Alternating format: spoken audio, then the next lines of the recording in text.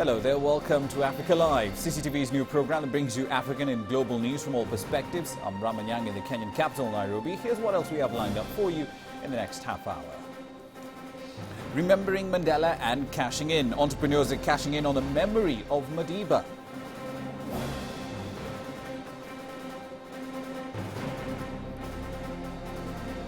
And in sports, Morocco romped to the 2013 FIFA Club World Cup quarterfinals after beating Auckland City 2-1. Let's start this bulletin, however, in East Africa's biggest economy, where more than 10 regional heads of state and government joined thousands of Kenyans who braved mid-morning rains to celebrate 50 years of independence today. Kenya's fourth head of state, Uhuru Kenyatta, whose father led Kenya to independence, is gracing the occasion at the Safaricom Stadium in the Kenyan capital, Nairobi. The president kicked off the celebration last evening with a hoisting of the Kenyan flag at the Independence Square, where the Union Jack came down 50 years ago. There was pomp and dance as people cheered and waved small flags to accompany the band that played the national anthem and followed different entertainment groups who performed at this historic event. President Kenyatta urged Kenyans to remain united. The celebrations are set to continue over the next 3 days. That said, for many Kenyans, the anniversary is a day to rather look forward to build the nation. This week, the World Bank cut its growth forecast for Kenya for 2013 to 5%, suggesting that Kenya is essentially drifting behind its regional rivals. I ask you this night for us to rededicate ourselves to defending that freedom and sovereignty that they secured at such great cost, and to resist tyranny and exploitation at all times. I ask that we may stand united and committed to make Kenya, East Africa, and Africa prosperous, peaceful, and united. And we are privileged, those of us who are here this morning, to be part of the making of history in our country, to lay another foundation for another 50 years that will see this country move to the next level. Now, religious leaders in the Central African Republic are seeking quite a bit of reconciliation between Muslims and Christian communities in the capital, Bangui. Now, during a lull in the fighting on Wednesday, the Imam and the Archbishop of that city encouraged a joint distribution of food aid for civilians caught up in sectarian violence, which has killed hundreds in the past week. Clementine Logan has more. In a bid to halt deadly interreligious tensions, Muslim and Christian heads met with youths from both faiths to discuss a way out of the country's crisis. Young Muslims and Christians came here. They exchanged their ideas, their analysis, and they expressed their feelings. And at the same time, they made suggestions as to how to continue in the immediate future. But tensions are high following a wave of massacres that began on December 5th and left more than 500 people dead, prompting France to send in 1,600 soldiers. Christian and Muslim leaders distributed food to the more than 10,000 displaced people here, but many refused it, shouting at them to leave. Since we've been here, Muslims have never given us anything. We don't know what they've put in there. That's why we refused it. It could be poison. Speaking to Christians gathered in the capital Bangui, the president of the Islamic Central African Community said everyone must contribute to bringing an end to the spiral of violence in the country. It's not only up to us adults to put out the fire, but also for young people to contribute. Women and young Christians and Muslims are coming together to reflect on why our house is burning down and to see how we can put it out. But in the PK5 neighbourhood, residents are struggling to contain their anger after an attack on a mosque earlier this week. I'm ready to forgive and reconcile, but they must stop burning our mosques. It's the time we let them destroy our mosques like they burned them in Combatant and Boyran neighbourhoods. We've had a meeting and it's the absolute last time. We've reached the limit. Non-governmental organisations say there's a shortage of food, shelter and toilets for the displaced. This makeshift shelter at the capital's airport is now home to around 20,000 people. The United Nations estimates that the total number of displaced has risen to 500,000 since the crisis began a year ago. Clementine Logan, CCTV. Disturbing news, of course, from the Central African Republic, but that leads us into a first break. There's plenty more, however, coming up. Stay with CCTV.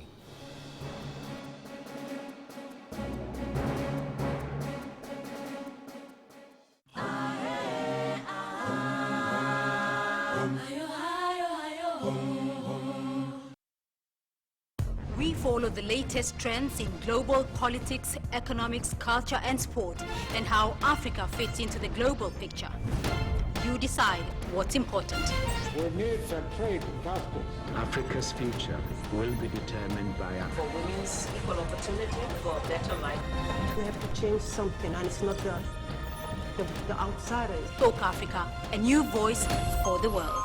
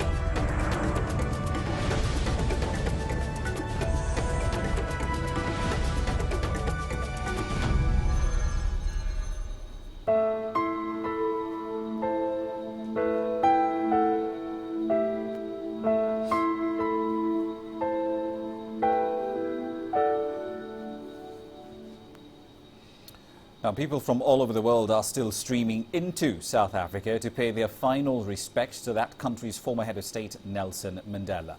Mandela is currently lying in state at the Union Buildings in Pretoria. CCTV's Sumitra Naidu reports from there. Former Dutch politician Jan Nico Scholten travelled all the way from Amsterdam to South Africa to say his last goodbyes. This is something I could not miss, and I feel sad but also very privileged that I had the opportunity to work with him and others against apartheid, and with him and others to campaign for human dignity, that we as human beings are all equal and our color does not matter. Scholten was the founding president of AWEPA, the Association of European Parliamentarians for Africa, which was started in 1984 to fight against apartheid. Scholten met Mandela for the first time after he was released from prison. He came to our organization and we had a talk with him about the future of South Africa and the future of Africa more general. And he urged us not to stop when apartheid in 1994 was liquidated as a formal system, but to spend our energy and our network to promote parliamentary democracy all over Africa.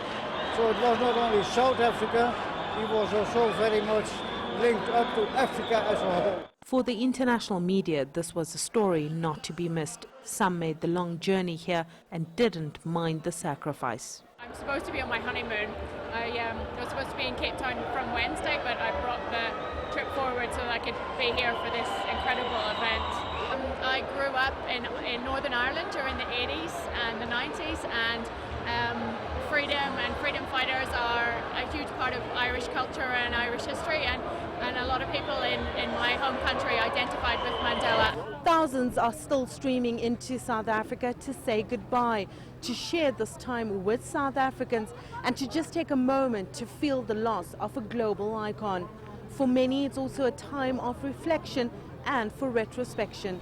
Sumitra Naidu, CCTV, Johannesburg. CCTV's Renee Delcam is also at Nelson Mandela's home village of Kunu, where preparations are underway for his funeral, which will take place on Sunday.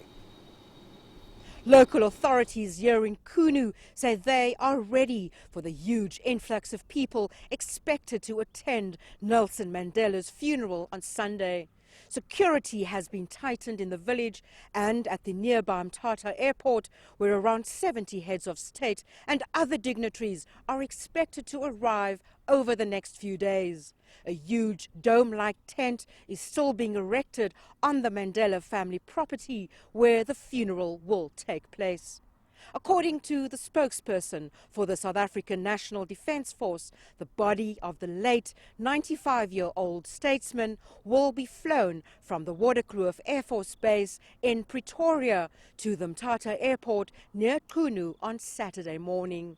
The hearse carrying the coffin will then make its way to the Mandela family homestead here in Qunu, where the body will stay until the funeral on Sunday. And thousands here are expected to line the streets as a sign of respect.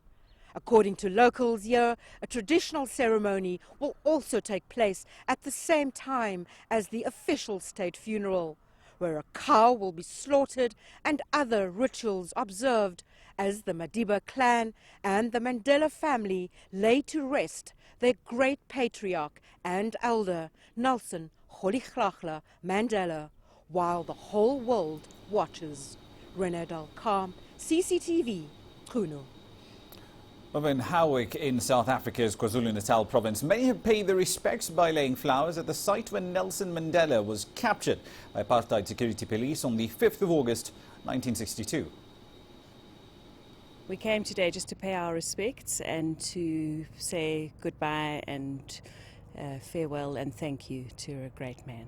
The only thing we can really say is thank you. I mean, he's changed the way that we experience South Africa. I wasn't around during apartheid times, so this is the only way that I know South Africa, and I can't imagine it being any other way. So a very big thank you for everything that he's done and his sacrifice that he's made. I'm very upset for the country. I feel like we've suffered a great loss for the country, but I'm extremely happy for him because I think that he definitely deserved to go. He definitely fulfilled his legacy that he came to do, and he did it with grace, with forgiveness. He just was an amazing man. He just touched everybody's lives. It wasn't just a few people. He just changed the whole country. I remember standing in the queue in 1994, and the change that I've seen has been immense. The camaraderie among people. I mean, we could see from the 95 World Cup, all the sporting events, it's just the magic is brought to this country and everyone just embracing each other.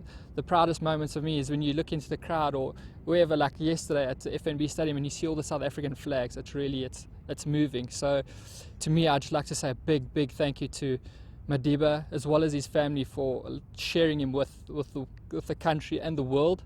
And I hope that South African can keep that magic going for him.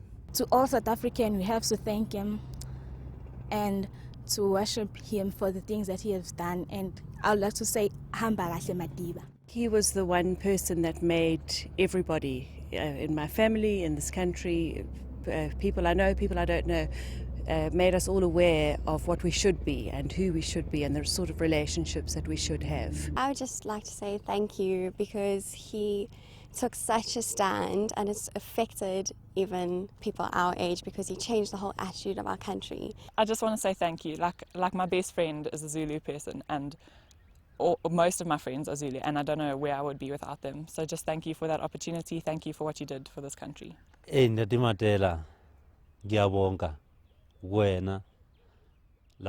was a great leader for our country and the continent.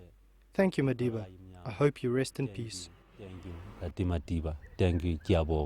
He was a wonderful leader, great example to us all, and I'm sure this country as well as the whole world will miss him terribly, and he'll always be in our thoughts and memories.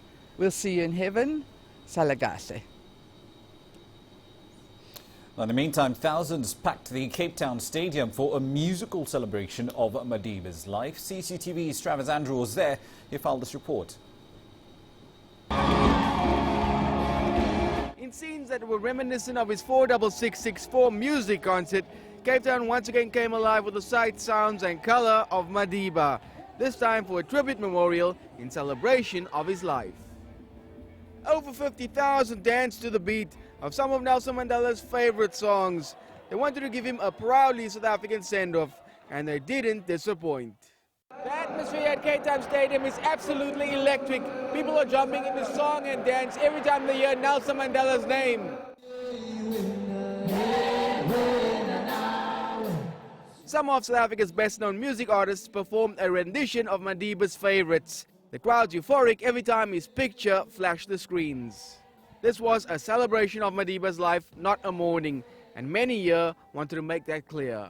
Definitely here to celebrate. Everyone's here, everyone's in such a good feeling. Of course, we've been mourning the last 3-4 days, and now we're here to let loose and live and celebrate the life that he's set for us. I don't think we should mourn Mandela's passing.